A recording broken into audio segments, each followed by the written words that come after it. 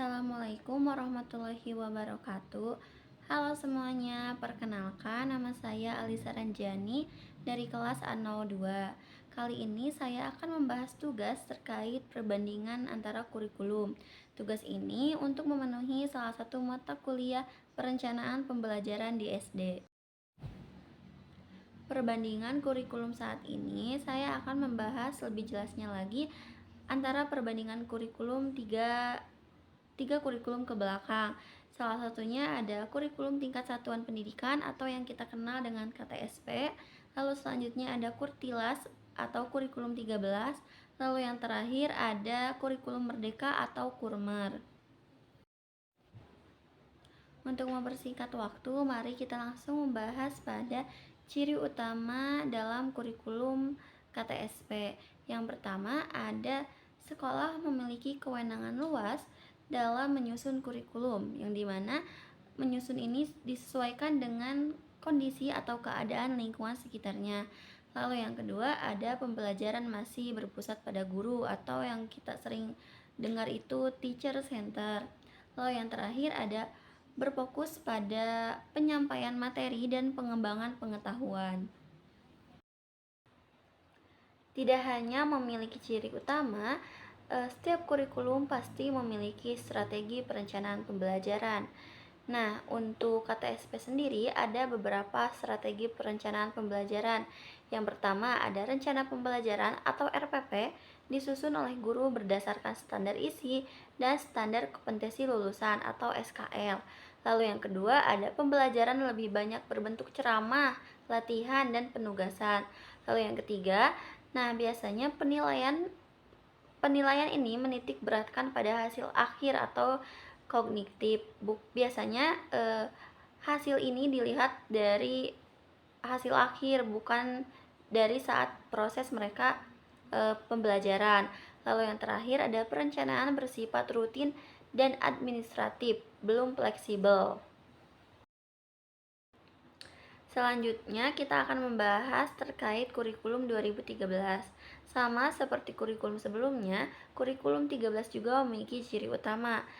Untuk itu mari kita bahas apa saja sih yang ada dalam kurikulum 2013. Yang pertama, menekankan pendidikan karakter, tematik integratif, dan pembelajaran aktif pada peserta didik. Lalu yang kedua, ada pendekatan scientific approach atau 5M. 5M tersebut adalah mengamati, menanya, mencoba, menalar, dan mengomunikasikan. Lalu yang ketiga, ada pembelajaran diarahkan pada kompetensi sikap, pengetahuan, dan keterampilan pada peserta didik. Setelah tadi kita membahas terkait ciri utama pada kurikulum 13, sekarang kita akan membahas terkait strategi perencanaan pembelajaran pada kurikulum 13. Yang pertama, guru harus membuat RPP yang berorientasi pada aktivitas siswa.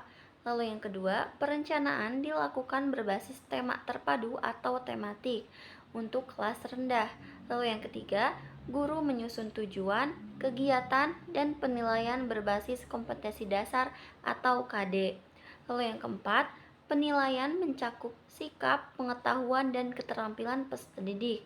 Lalu yang terakhir, strategi pembelajaran lebih beragam seperti diskusi, eksperimen, dan proyek-proyek sederhana. Dan yang terakhir, kita akan membahas terkait kurikulum merdeka atau Kurmer. Sama seperti sebelum-sebelumnya, pasti akan ada ciri utama dan strategi. Yang pertama akan kita bahas terkait ciri utama pada kurikulum merdeka.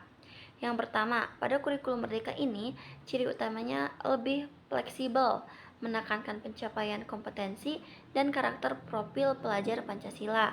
Lalu yang kedua, pembelajaran berbasis proyek dan diferensiasi. Lalu yang ketiga, guru diberi kebebasan merancang pembelajaran sesuai kebutuhan dan konteks pada siswa. Lalu yang terakhir, tidak lagi menggunakan istilah kompetensi dasar atau KD, tapi diganti menjadi capaian pembelajaran atau CP, dan tujuan pembelajarannya yang disebutkan dengan TP.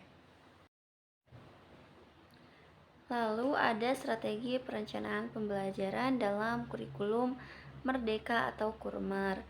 Ada beberapa poin dalam menyusun perencanaan pembelajaran. Yang pertama, guru menyusun alur tujuan pembelajaran atau ATP dan modul ajar yang dimana itu pengganti dari RPP. Lalu yang kedua, strategi pembelajaran bersifat konstekstual, kolaboratif, dan berpusat pada siswa atau peserta didik. Lalu yang ketiga, penilaian bersifat formatif, berkelanjutan untuk memperbaiki proses belajar peserta didik. Lalu yang keempat, adanya proyek penguatan profil pelajar Pancasila atau yang kita sebut dengan P5 yang memerlukan perencanaan lintas disiplin dan kolaboratif. Lalu yang terakhir, guru dapat menyesuaikan kedalaman dan kecepatan materi sesuai dengan kemampuan siswa. Oke, sebelum kita ke topik selanjutnya terkait perbedaan atau perbandingan antara 3 kurikulum, di sini saya akan menyisipkan sedikit materi terkait deep learning yang dimana ada kaitannya dengan kurikulum merdeka. Yang pertama, berfokus pada kompetensi dan pemahaman konsep. Kurikulum merdeka menekankan kompetensi esensial dan kemampuan berpikir kritis sejalan dengan prinsip deep learning yang mengutamakan pemahaman mendalam. Kaitan berikutnya ada pada proyek dan eksplorasi, di mana melalui proyek penguatan profil pelajar Pancasila atau P5, siswa belajar melalui pengalaman nyata dan refleksi, inti dari pembelajaran mendalam. Lalu ada pun pembelajaran diferensiasi. Guru menyesuaikan strategi dengan gaya belajar dan tingkat pemahaman siswa agar tiap individu mencapai pemahamannya mendalam. Dan yang terakhir, kaitannya adalah dengan berpikir tingkat tinggi atau HOTS, yang dimana kurikulum merdeka mendorong siswa untuk menganalisis, mengevaluasi, dan menciptakan, yang dimana itu menjadi salah satu ciri khas dari deep learning.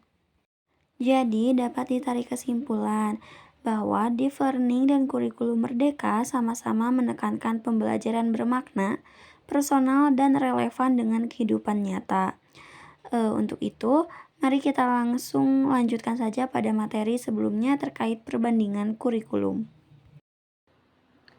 Nah, setelah beberapa materi yang telah saya sampaikan terkait ciri utama dan strategi dari beberapa kurikulum, kita dapat menyimpulkan bahwa di setiap kurikulum, pergantian kurikulum pasti terdapat perbandingan dan perbedaan. Untuk lebih jelasnya lagi, di sini saya buatkan tabel apa saja sih yang menjadi ciri-ciri perbandingan dari setiap kurikulumnya. Yang pertama ada, kita bisa melihat dari aspek pada fokus utama, yang dimana fokus utama pada KTSP itu adalah penguasaan materi, sedangkan pada Kurtilas fokus utamanya ada pada kompetensi dan karakter. Lalu yang terakhir, Kurmer itu berfokus pada kompetensi, karakter, dan kemandirian peserta didik. Lalu aspek yang kedua dapat dilihat dari pendekatannya, yang dimana KTSP itu pendekatannya teacher center, berfokus pada guru. Lalu yang kedua, Kurtilas itu pendekatannya pada scientific approach atau 5M tadi. Lalu yang selanjutnya, kurikulum merdeka pendekatannya pada student center dan diferensiasi. Lalu aspek ketiga ada rencana pembelajaran. Ini tentu berbeda-beda. Yang pertama, KTSP ini strategi rencana pembelajarannya menggunakan RPP sederhana, sedangkan Kurtilas menggunakan RPP tematik satu lembar, di mana satu lembar itu ada 3 komponen. Lalu yang terakhir, kurikulum merdeka itu rencana pembelajarannya pada modul ajar dan ATP.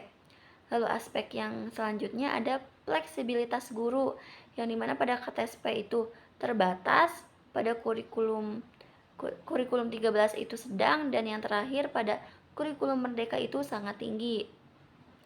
Aspek selanjutnya dapat dilihat dari strategi belajar. KTSP tentu menekankan pada proses ceramah dan latihan pada peserta didik, sedangkan Kurtilas menekankan adanya diskusi, eksperimen, dan proyek-proyek kecil. Lalu kurikulum merdeka ini lebih tinggi lagi, di mana strategi belajarnya berbasis proyek, refleksi kolaborasi, dan eksplorasi. Lalu aspek selanjutnya dapat dilihat dari penilaian. Pasti setiap kurikulum itu penilaiannya berbeda-beda. Dapat dilihat bahwa pada KTSP itu penilaian yang ditilai itu adalah hasil belajar dari peserta didik. Lalu untuk Kurtila sendiri itu penilaiannya pada sikap, pengetahuan, dan keterampilan peserta didik. Sedangkan pada kurikulum Merdeka, penilaiannya berbasis pada proses dan hasil atau formatif dan sumatif. Lalu aspek yang terakhir, kita dapat melihat pada peran peserta didik atau siswanya, yang dimana KTSP sendiri itu peserta didik atau siswanya terbilang cukup pasif, sedangkan Kurtilas aktif terlibat. Dan untuk kurikulum Merdeka saat ini, peran siswa atau peserta didik ini diharapkan mampu mandiri dan kreatif. Dapat disimpulkan, perkembangan dari KTSP hingga kurikulum Merdeka menunjukkan pergeseran dari perencanaan yang berorientasi pada administrasi dan isi menuju perencanaan yang berfokus pada proses dan kebutuhan belajar siswa, dengan memberikan kebebasan dan kreativitas lebih besar kepada guru dalam merancang pembelajaran yang kontekstual dan bermakna. Mungkin cukup sekian materi dan pembelajaran yang dapat saya sampaikan. Mohon maaf bila ada salah kata. Wabillahi taufiq wal hidayah. Wassalamualaikum warahmatullahi wabarakatuh.